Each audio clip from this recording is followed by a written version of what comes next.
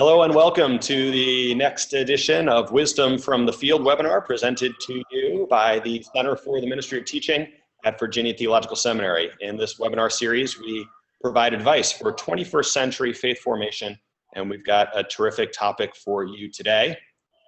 Planning for Vacation Bible School. Our tremendous panelists are Lisa Brown and Emily Given. I'm going to be introducing them formally in just a minute. My name is Matthew Kozlowski. I'm on staff here at the Center for the Ministry of Teaching. You might see my name listed as Sarah Stonecipher. She's one of my wonderful colleagues, and also a special hello from my other colleague, Charlotte Greason, who works with me on building faith. You can see the website at the bottom of this slide. That's going to be the stable website that you can see recordings of this webinar, as well as the PowerPoint presentation and any other resources. Again, we are the Center for the Ministry of Teaching, dedicated to providing faith formation resources and advice for children, youth, and adults. We're at Virginia Theological Seminary in Alexandria, Virginia. And one of our websites is Building Faith, buildfaith.org, which I hope you have a chance to visit for all things helpful related to ministry with children, youth, and adults. Both of our presenters have written articles for that website. We always like to start our session with an opening prayer and also remind ourselves that for the next 45 minutes, you're in the right place, and God has led you to this webinar for all sorts of wonderful reasons. Take time to be in this space with us. Our opening prayer is for children. Let us pray. Great God, guard the laughter of children. Bring them safely through injury and illness, so that they may live the promises you give. Do not let us be so preoccupied with our purposes that we fail to hear their voices or pay attention to their special vision of the truth. But keep us with them, ready to listen and to love, even as in Jesus Christ you have loved us, your grown-up wayward children. Amen. Amen. Another tradition with these webinar series is that we always read a portion of scripture before we get into the details of our talk. This is from Deuteronomy, a classic text for religious formation. Fix these words of mine in your hearts and minds, says the Lord. Tie them as symbols on your hands and bind them on your foreheads. Teach them to your children, talking about them when you sit at home and when you walk along the road, when you lie down and when you get up. Write them on the door frames of your houses and on your gates, so that your days and the days of your children may be many in the land the Lord swore to give your ancestors, as many as the days that the heavens are above the earth. Well, let's get to introducing our panelists. Lisa Brown is a Jane of all trades, and currently with Membership Vision, which is a just phenomenal organization that provides mostly website assistance to churches and congregations, but many other advice and practical resources as well. And she has had a long career in Christian formation, specifically at St. Paul's Episcopal Church in Pittsburgh. Lisa, tell us about yourself. What do you want the audience to know? I'm excited to be in a place in my life where all my weird passions and interests finally make cohesive sense. And the common denominator and the common thread through all that I do is helping people experience God. And whether that's like glitter and glue or in the digital space or through storytelling or collaborative art, like I'm in. That's me. All right. Emily Given is at St. Thomas Whitemarsh and previously served a large program-sized parish in Texas. She's been around the block when it comes to VBS and all other things formation. Emily, what would you like the audience to know about you today? Wow, I think that's how rumors get started, that I've been around the block.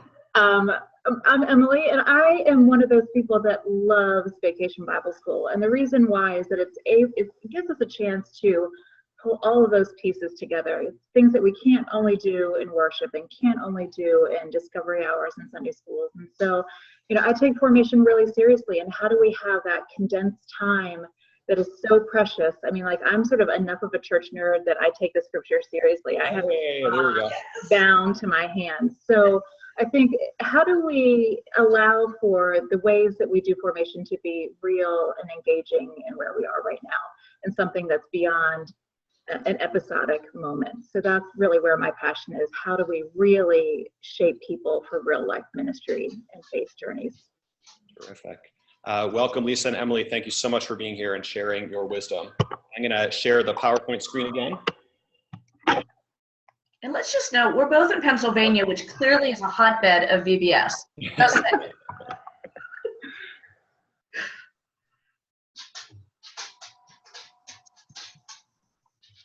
Before we get into the meat of the content, we are going to just throw a few plugs your way.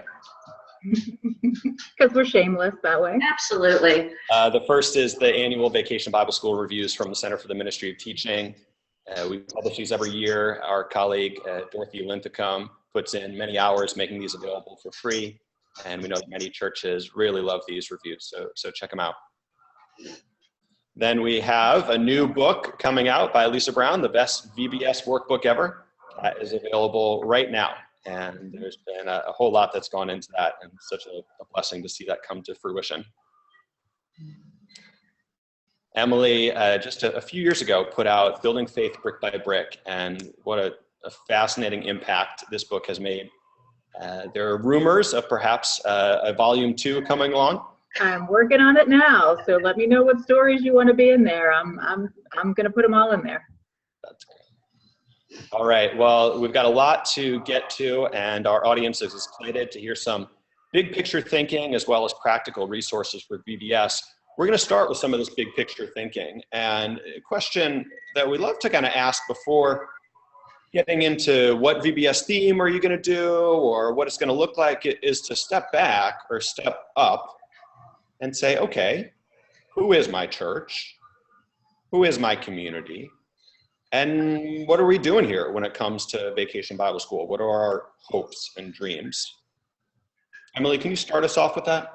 Sure. Lisa and I have had a lot of conversations about this, about how Vacation Bible School really needs to be an authentic offspring from what you're already doing. I think what happens sometimes is that we think this is our moment to be rah-rah or do something totally different. And actually the best Vacation Bible Schools are really sharing who we already are and inviting you into the process of who your church is. So I think it's important to think about all those practical things, like what size is your church? When you're looking for material and when you have the plan of what you want to do, if you're, you really need to think about size, like what is the person power that you have, is your physical space a space that can even support what you're trying to do? So really, you really have to think about all the aspects, worship style. When you look at material, does the content really speak for who you are as a community?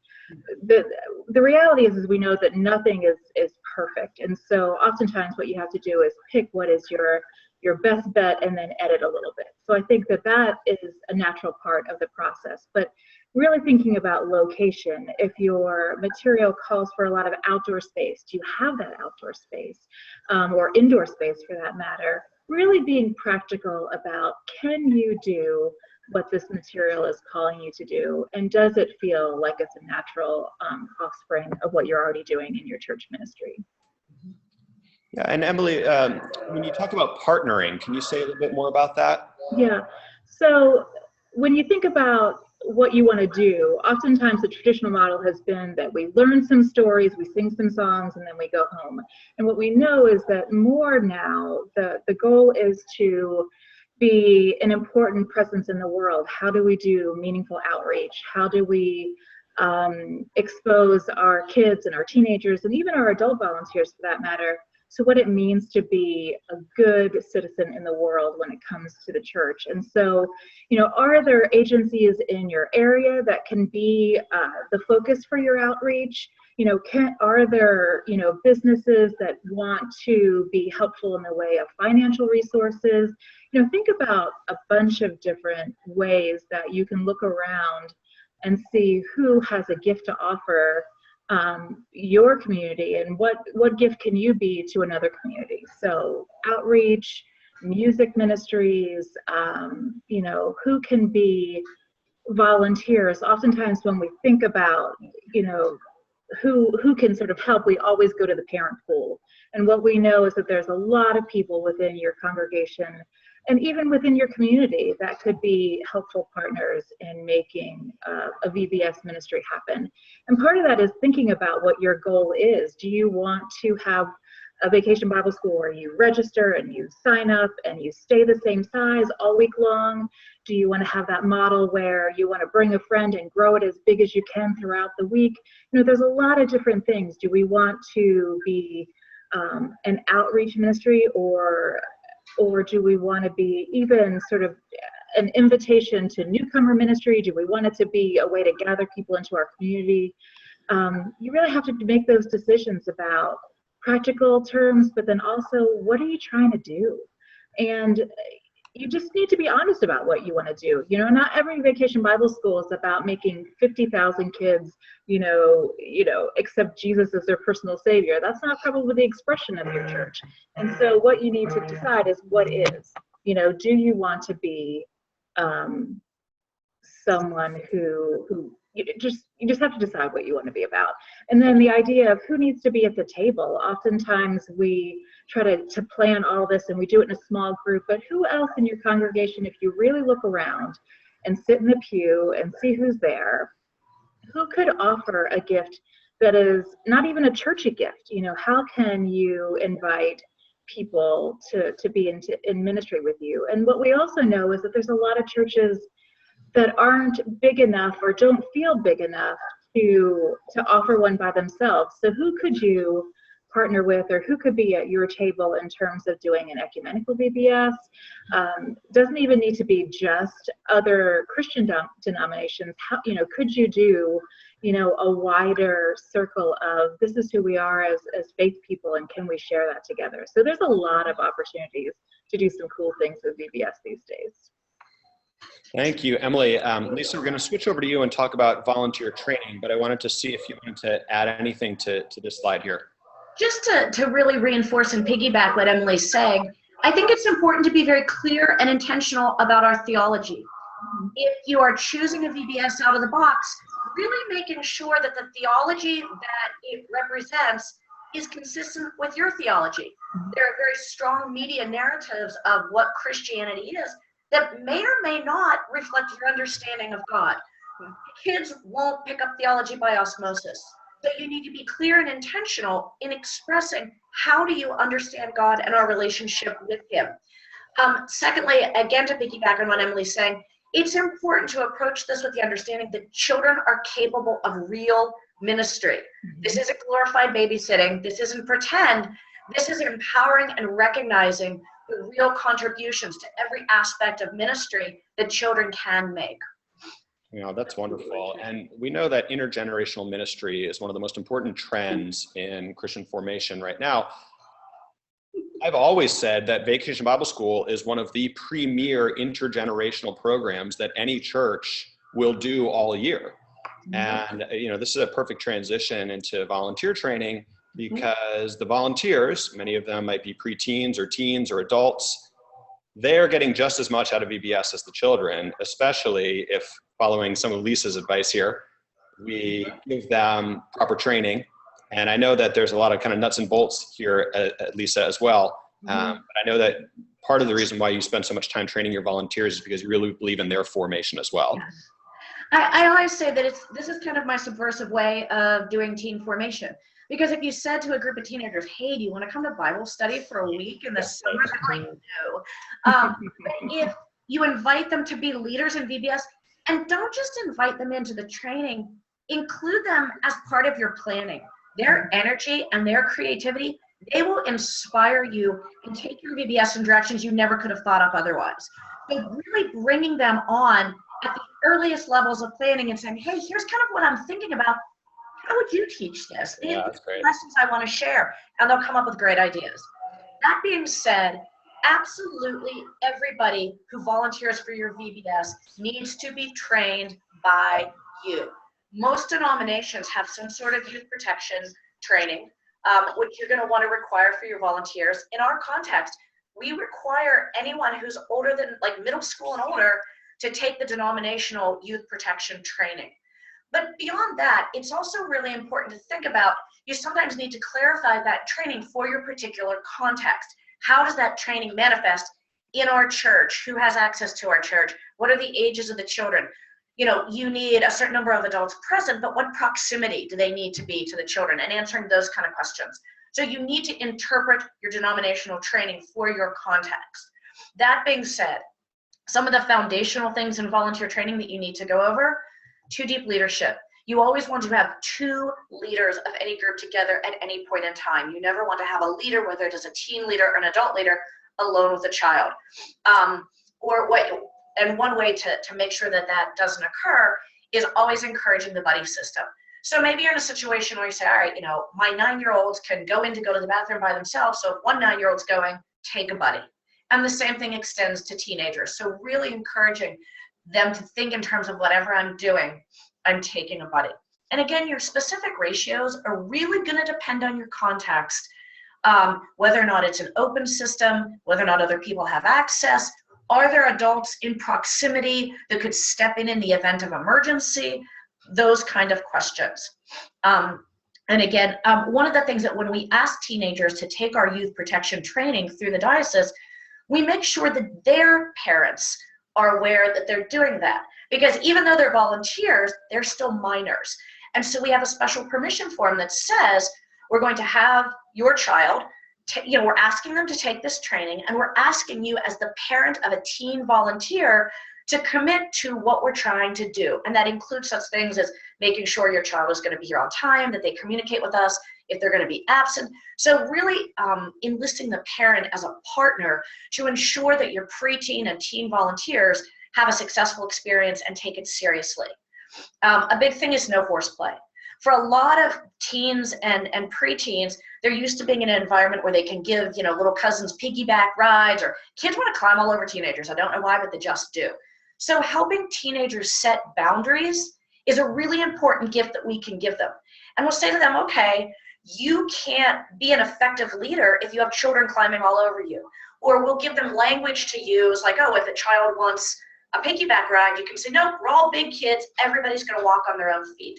Or when we're sitting in a circle, we're not allowing anyone to sit in your lap, but you can say, here's a special seat next to me, but also saying it can't be the same kid all the time, which gets into helping them understand that they can't show preferential treatment to any given child. It's important for you as the leader of VBS to know what your state reporting guidelines are as far as if there's anything that would happen that would make you suspect that an abusive situation or something bad had occurred. It's also important for you to convey to your volunteers, here's the protocol. If you come to me because you suspected an abusive situation or a bad situation, here's my responsibility. I would report it to our clergy. I would report it to the state hotline.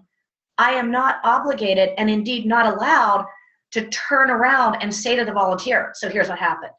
And understanding the need for confidentiality is not to cover up something bad, but to protect everybody involved.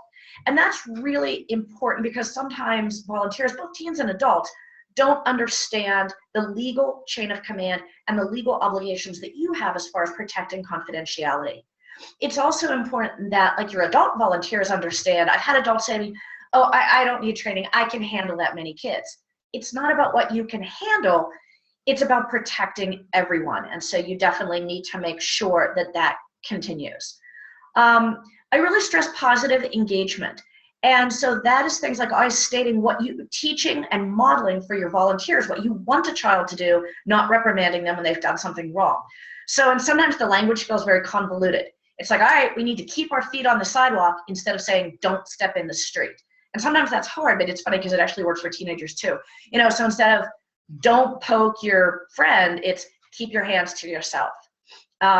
I'm such a Boy Scout and a Girl Scout. I'm really big on first aid. You need to have a first aid person. If it's not you, there should be somebody else that is a trained, designated first aider on site at all times. You need to make clear to all of your volunteers where that person will be located. And before you run your VBS, you need to make sure that you have a fully functional and stocked first aid kit. You don't want to be looking for Band-Aids when somebody's bleeding on your floor. And everyone needs to know that if there's an emergency, this is where they need to go to find that first aider. We talk to teens and volunteers about being a role model. And so that means not only the language that they use, but what they're talking about, not to talk about other VBS campers in front of other ones, either good or bad. How to model positive interactions among the teen volunteers. I mean, we've definitely had some bickering with teen volunteers and having to talk about modeling positive relationships. And you have to reinforce this daily. You're going to do an intensive training before your before your program, and every day we have a brief team meeting and we go over the safety reminders. There's a reason that we do safety drills. You know, you get on an airplane, they tell you to look at the card. The more we drill, what would we do and what are we concerned about? It's hot today, everybody needs to drink water. Remember, you know, our first aid person is in the library, blah, blah, blah, blah, blah. Remember, you know, who has food allergies? You want layered protocols so that if, you know, let's say there's a child with a food allergy, they've got a sticker on their name tag. The shepherd of their group knows that they've got an allergy. The snack people know they've got an allergy, and you're going to want to remind them that every day, every day. You can't repeat safety too often. You want to talk about social media rules. I have permission built into my registration form that I can share photos of children at VBS on church social media accounts. You as the adult, the parent, you as the teenager do not have permission. And I've had adults like, oh, the kids are so cute, I'm going to take a picture and put it on my Facebook. No, you do not have permission for that. So making that very clear. And the rules are for everyone, which means if the kids aren't eating, the teenagers and the adults aren't walking around with a cup of coffee or a Coke. If the children are not allowed on electronic devices, the teenagers aren't playing on their phones. Now, there can be activities where we're taking pictures with a designated phone, or, you know, they're checking the time to see how long until we go to our next workshop or whatever. But again, the rules apply to everybody. That also applies to the children of adult volunteers, because sometimes kids don't do well when mom or dad is a volunteer, and it's real easy to say, oh, here, you know, play on the DS or whatever. And my final point, and this is a big one, is conveying to your volunteers that if anything off script happens, even if you handle it, I still need to know, because that night when that child goes home and says, hey, guess what? The parents are going to call me. So if I don't know that something went down, I can't advocate for you and I can't address the situation. So that's not a measure that I don't have confidence in my volunteers' ability to handle stuff. It's to allow me to better advocate for them. Lisa, thank you so much. And I think in the midst of that, I might have cut out for a minute, but I'm back. But you're back. Okay. And I don't think we lost anyone. So Emily, you made a really great point, and we were talking about this before, about some green ideas for VBS. And I'm going to go to that slide now and let you speak a bit about the environmental concerns and ideas when you're planning your VBS. Sure. I think that VBS can be the biggest junk creator of anything that we do. And I hate to say that, and we think that the amount of junk is equal to the amount of fun and effort that we put in. And the reality is that that's just not true. When we're looking through some of these things, I just really invite you to consider, you know, are there ways to do digital downloads instead of getting those massive manuals? And when you do get the massive manual, you know, do we really need to make a huge copy for every room or every teacher or every teen volunteer? You know, what really is necessary for them to have as information? What can come, you know, through emails or texts or, you know, things that are put up on the screen? You know, how do we then even think about the music? Because when CDs come, they're in all the plastic packaging. Is there a way to, you know, just think about minimizing all of that? So are there ways to, you know, do digital downloads with the music even? That's sort of a cutting edge, and not everybody has the ability to do that. But what you do have the ability is to buy the digital download and then put it in just a paper sleeve instead of all the plastic and the hard covering and that sort of thing. It's something that Lisa and I love to talk about and do is collaborative art and durable expression. So what happens is that we buy all these tchotchkes and we think that we need to buy all these kits and make all these crafts, and actually that's not the part that they remember and love. They remember, the interaction with other kids and with the teenage helpers. They remember what it was like to be a part of something beautiful and bigger than themselves. They don't really remember the foam crafts that we bought from, Oriental Trading or wherever it might be. And so, could you, Lisa just worked on a frontal, and she'll probably talk a little bit about that. But, are there ways to do big prayer expressions? We did a big net that had, the kids had a chance to tie ribbons for all their prayers each day. And that was sort of a way that we offered a big impact decoration. Are there ways to do things that are more experiences instead of stuff? So, a lot of the material is going to more science project type things, or community building exercises and that sort of thing. You don't need to make a craft every day to be a successful VBS. It's actually quite the opposite. How can you pick really key things that are going to reinforce what you're trying to do? Decorations, that also can be a real money waster. And so how can you pick a couple big things or creative ways to, paint on the windows or hang a couple things, use things that are actual real, or does someone have a real live canoe that you can put in the hallway? Is there a chance to, use something that can be borrowed? Or even when we talk about partnership before, is there a local business that could bring a dump truck and put it on your front lawn? And we promise to have their information on it as a sponsor, because you're doing something that's a building type VBS. How do you do things that don't create a lot of trash can cleanup afterwards? And so the idea is, if you're going to make copies, do minimal copying, have it double-sided. The snacks, we don't need to do prepackaged snacks either. A lot of them have allergens that most kids can't have anyway. And so can you do more natural snacks that come in their own natural packaging? And Emily, can I jump in for a second, just because I'm watching the clock? That's part of my job. Sure. Maybe just one more point to make on this slide, and then I know Lisa wanted to make a quick point, and then we want to get some questions. Yeah, have recycling containers around. There's so many water bottles and things that just get thrown into the regular trash, but if you have things ready for people to put it into, I think it makes a big difference. All right, Lisa, 30-second point. You wanted to jump in on this one. I think Emily covered it, so let's go. All right. I know there was a question about volunteer training, and anybody else, this is your chance to jump in on the chat. So I'm seeing a question about the training for middle schools and safeguarding for guards children. I'm not sure it's not appropriate. And that's that fine line. I mean, I talk to parents of middle schoolers about what the training entails. And I let them know that there are some sensitive subjects, and if they would prefer that they feel like their child's not ready for that yet, then the child participates in some of the general training I do, but doesn't do that. But then I also don't put them in a situation where they tend to be in more support roles. They're going to help with games. They're going to help with snacks, as opposed to being assigned to being a shepherd in training or a shepherd's helper.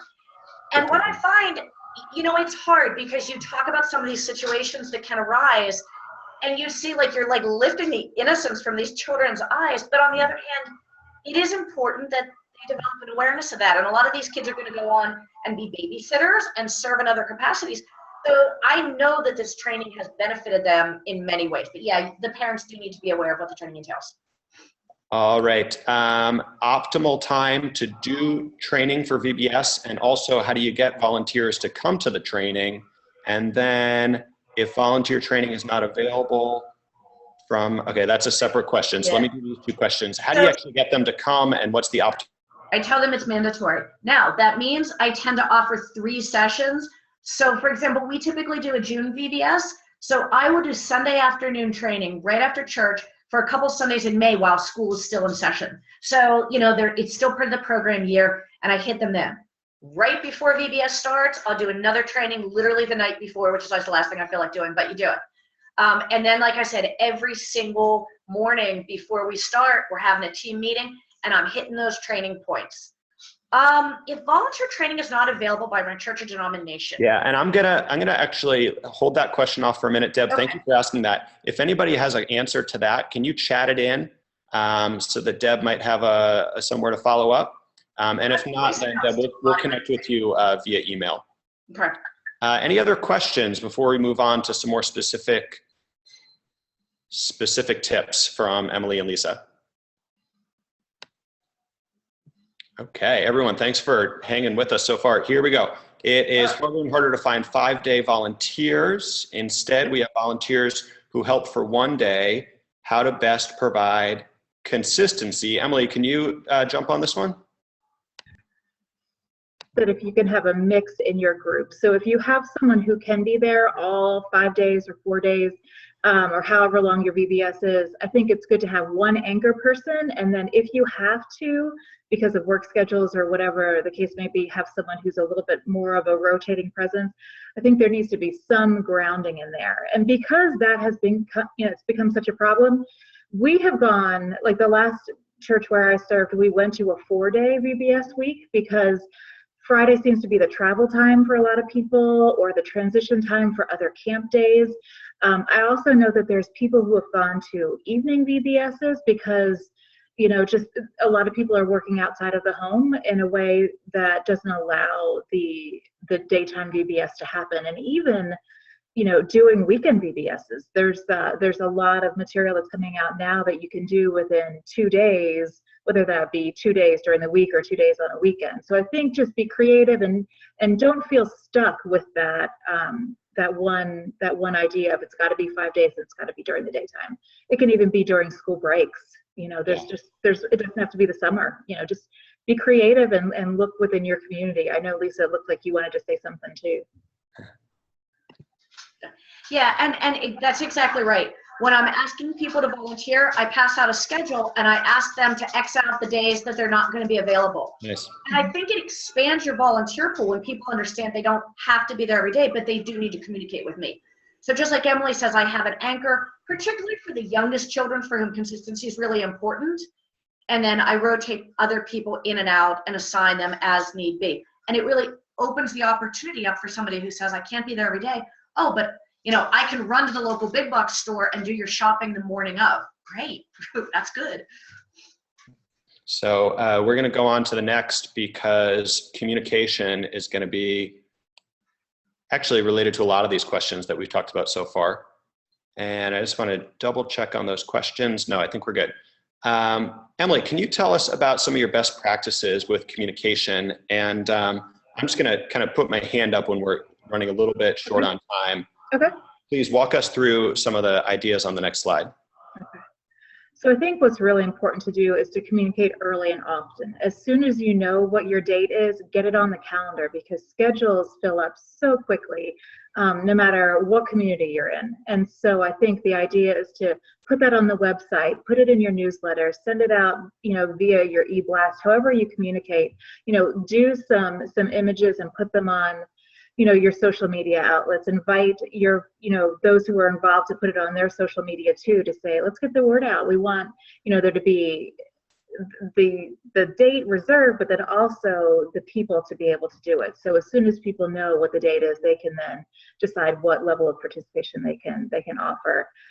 The important thing is to not just send the message to the kids, to the adults, send it to the kids, all the different things that you're doing throughout the year. Gosh, I love if you come and sing at Vacation Bible School or be a dancer and a teenage dancer to get the kids going. Like whatever it is that you're engaging with people, have there always be another invitation to something more. And often Vacation Bible School is a really good thing to offer as an invitation. Do e-blasts, keep them short and to the point.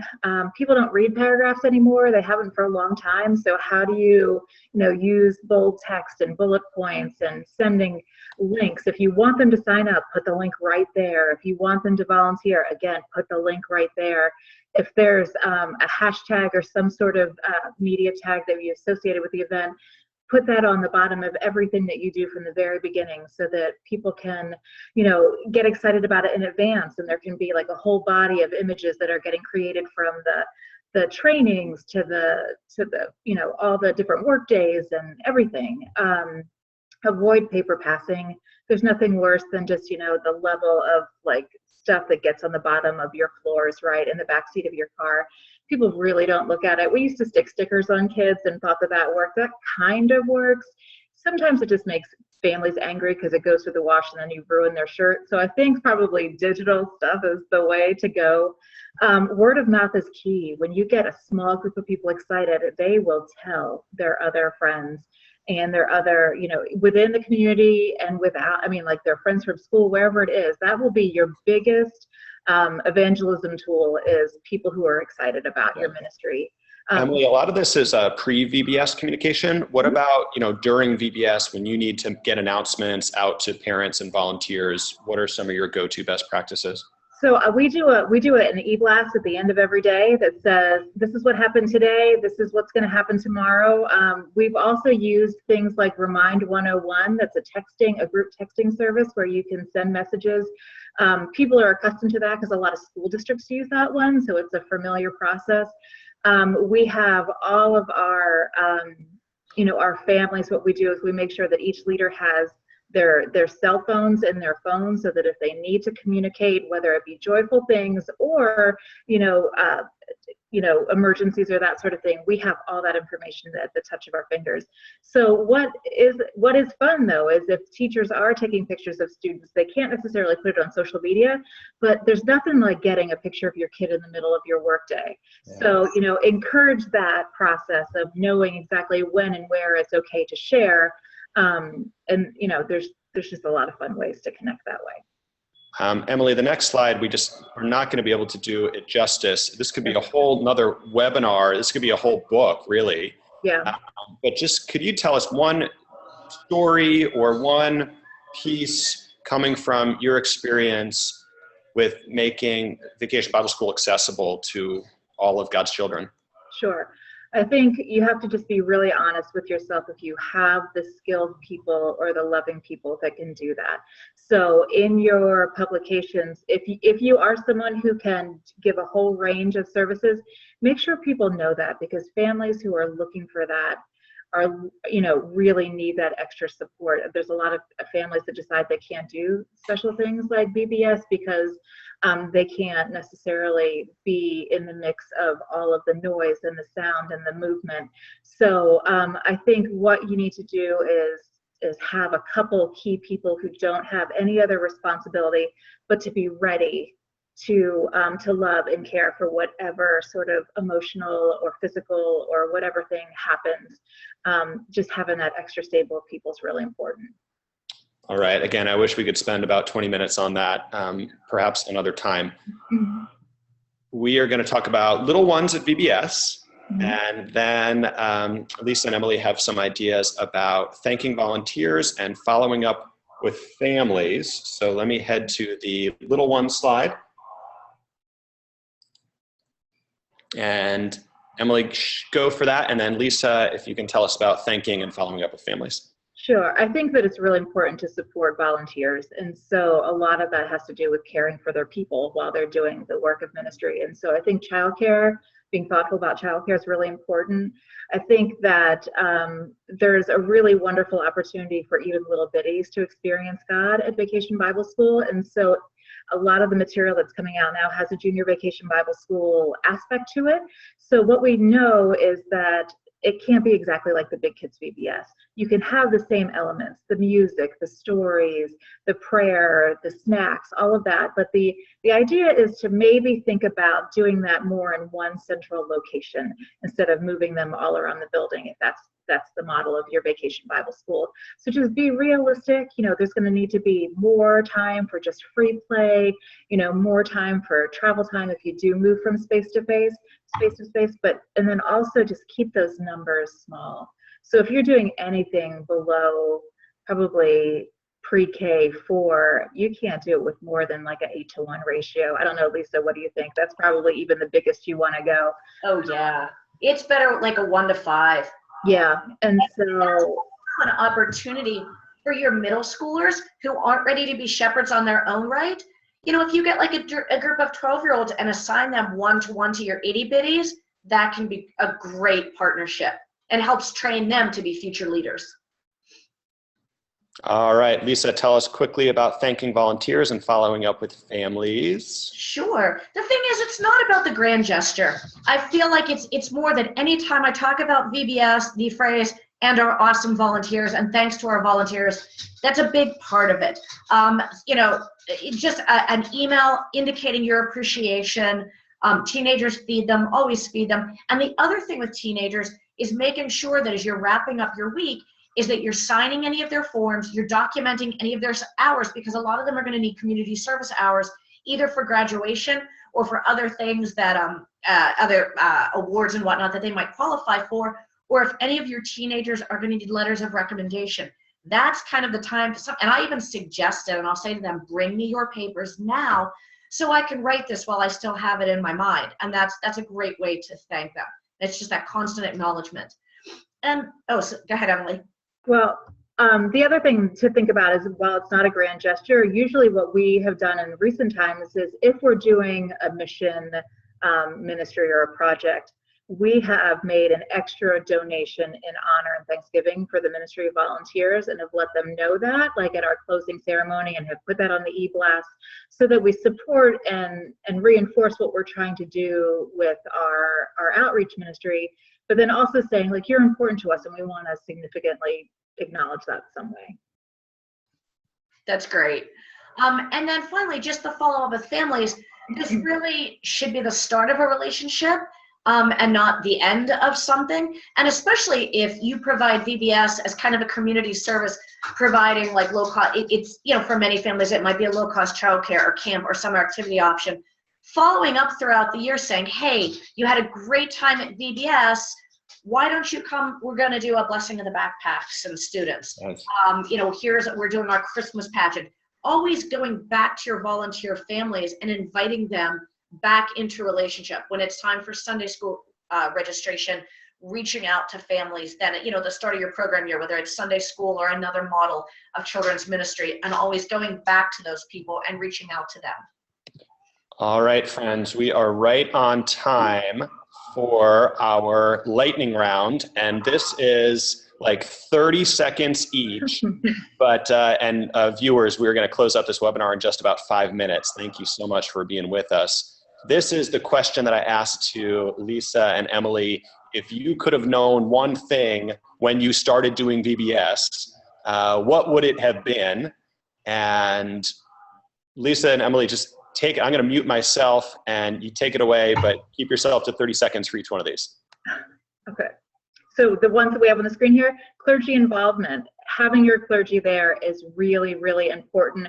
Have them in collar, but not in suit. Just have them do something that's not a priesty or a deacony kind of thing to do. Have them be in charge of games or snacks or something else to give a chance for the kids to see them in a different way.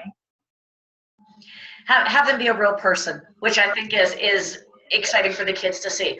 My thing was clean as you go. The first year I did VBS, oh my gosh, I feel like I was cleaning up from VBS for a month afterwards. So really being on top of your materials and your props, and as you're going along, putting stuff away and cleaning up after yourself, because you're going to be exhausted at the end of it and you're not going to want to deal with it. I think also having an office or a workspace for VBS, a designated room where if you can't get to it at the time, that you have a centralized dumping location if you can't do it all at one time. I believe in the cleaning as you go, but sometimes you just need that one spot where you can stick it and it can stay there for a week after VBS. So when you're exhausted on Friday or whenever your last day is, you don't have to then like drag yourself. And also ask for help. Yeah. Don't think that like their job is only to be in the classroom. When you need help, just say what it is, and with the cleaning and that sort of thing. And we talked about the social media sharing. The other thing is I also make it very clear to my teenagers. The rule that I have is if you're already friends on social media, you can take pictures of each other and share them. You can't take pictures and post of anyone who you're not already friends with on social media. So that helps them delineate. It's also a way to be an evangelism tool. So take what is shared somewhere and share it to your own page. So, go on to the church and share it to your own personal Facebook or whatever the case may be, but just get it out there through your own avenues too. And then, then Emily, you had a nice story that you told me about passing on your VBS materials to other churches. right. So my last church was in Dallas, and it's a very wealthy, really generous church. And so we had this theme that had tons of, I did everything you said you're not supposed to do, right? So we had all kinds of decorations. And we sort of looked at each other during the week and said, this is just not the way that we want to go down with having all that dumped into the dumpster. And so we were able to get online with the publisher that we were using and say, who else in Dallas is using this? We'd love to give you our extra supplies and all of our decorations. And it turned out that there was this tiny church from about an hour away that, you know, could have never dreamed of any of that. And they came with pickup trucks and put it all in their, you know, in their trucks, and we're just tearful, saying like they were just so grateful that we would be, you know, thinking about them and sharing with them. So and I think what's so cool about the story, I just want to make sure our viewers caught that, is that she contacted the VBS publisher of that particular program, and they were helpful in making that connection. Yeah. That's awesome. Okay, we have one more chance for questions. There's just a few minutes left. Please put your question in the chat, and if we're not able to address it right now, we will somehow follow up with you.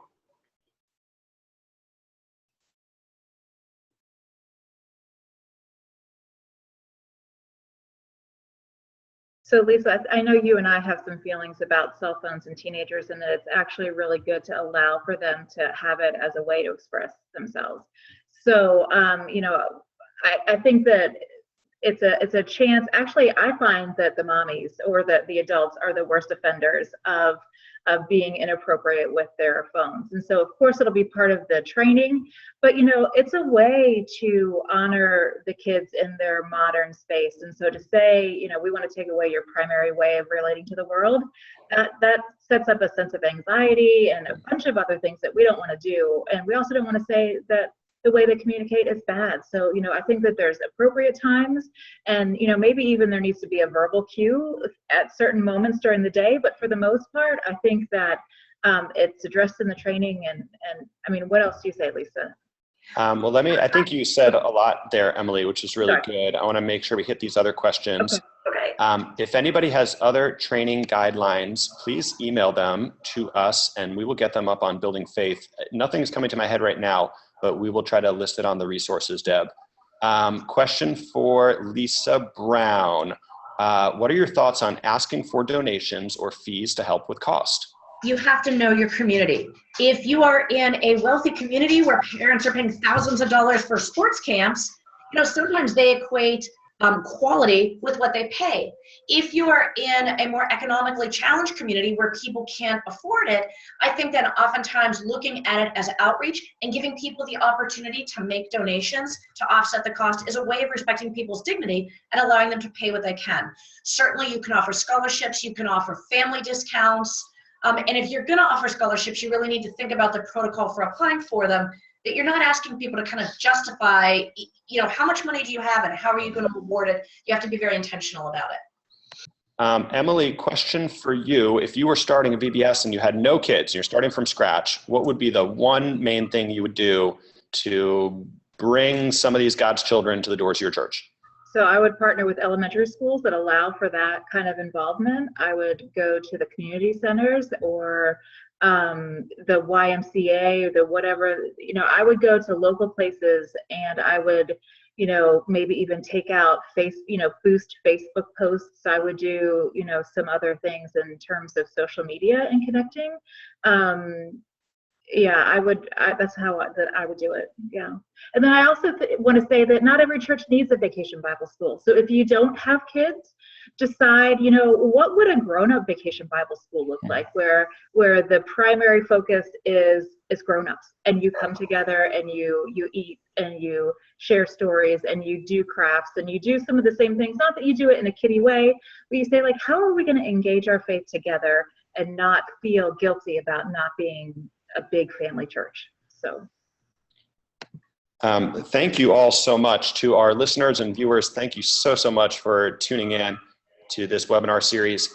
I'm about to say the closing prayer, which we always close with. Lisa and Emily, thank you so much for your time, your wisdom, your experience, your passion, and your love of children and your love of God. Let's do our closing prayer and then we can say goodbye. Because St. Patrick's Day is just a couple days away, this is a prayer attributed to St. Patrick. May the strength of God pilot us. May the power of God preserve us. May the wisdom of God instruct us. May the hand of God protect us. May the way of God direct us. May the shield of God defend us. May the host of God guard us against the snares of evil and the temptations of the world.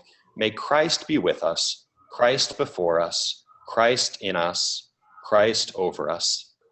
May thy salvation, O Lord, be always ours this day and forevermore. Amen. Amen. Thank you again, everyone, and God bless. Everybody.